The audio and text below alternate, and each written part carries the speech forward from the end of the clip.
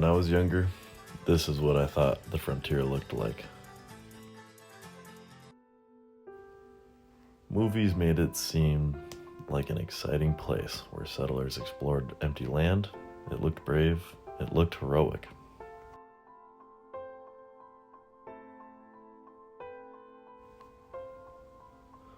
Growing up, I watched my friends play video games and we watched movies about exploring new worlds.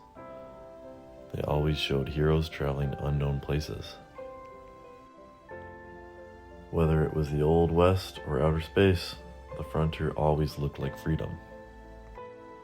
The land always looked empty, kind of like there was no one even there before the heroes arrived.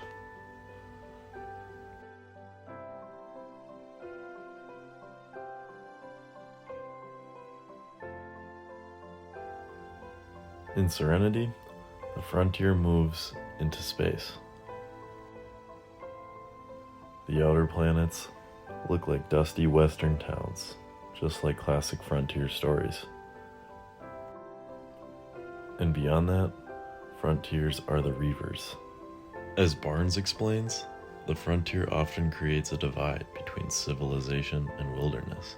They are shown as violent and chaotic, outside of civilization. This relates to old Western stereotypes about Native people. As Bird explains from our readings, stereotypes become normalized when audiences see them repeatedly. Older Westerns use similar images to divide people into heroes and threats. For example, Broken Arrow. And the settlers, they were shown as brave and civilized, while others were pushed to the background. All these stories, they made expansion feel natural, and they made expansion feel necessary. Patrick Wolfe explains that settler colonialism is a structure, not an event, which means it continues through stories and systems.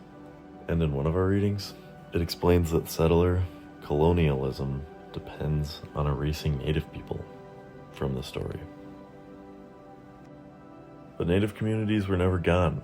They were just left out of the story, and their voices weren't heard.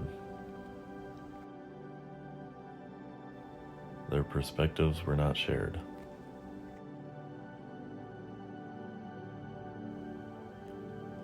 Now I see that even when movies try to question these ideas, they still rely on the same frontier structure ideas.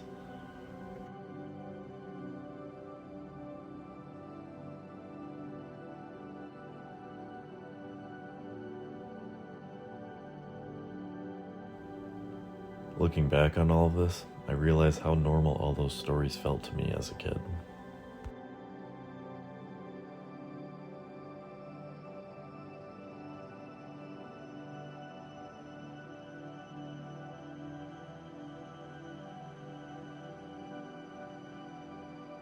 But the frontier was never empty.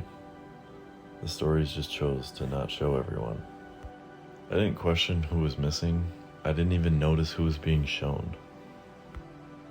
Now I understand. History depends on who tells it. And for a long time, I was only hearing one side.